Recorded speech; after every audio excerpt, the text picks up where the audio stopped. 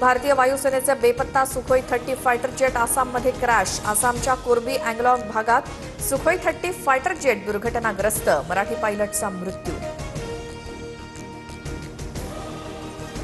मुख्यमंत्री देवेंद्र फडणवीस आज राज्याचा अर्थसंकल्प सादर करणार. दुपारी 2 वाजता राज्याच्या विकासाचा लेखाजोखा मांडणार.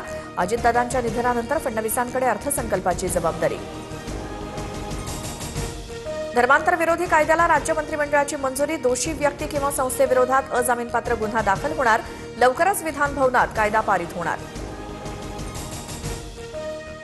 अजित पवारांचा विमान अपघात झालेल्या व्हीएसआर विमान कंपनीचा मालक व्हीके सिंग सीआयडीच्या रडारवर.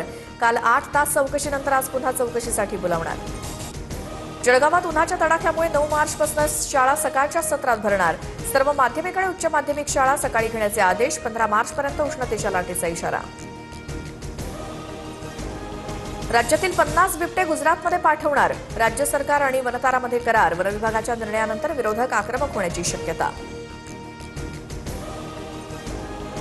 मुंबई महापालिकेच्या प्रभाग समिती निवडणुकीचा आजचा दुसरा दिवस. ठाकरे बंधू एकमेकांविरोधात लढणार की तोडगा निघणार याकडे लक्ष. 6 पैकी 5 ठिकाणी उमेदवारी न आल्यामुळे अध्यक्ष बिनविरोध निवडले जाणार.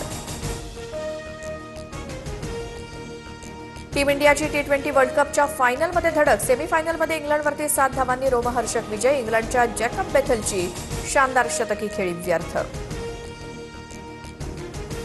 भारत T20 वर्ल्ड कपच्या अंतिम फेरीत दाखल. अंतिम सामन्यातही भारतच जिंकणार असं मला विश्वास.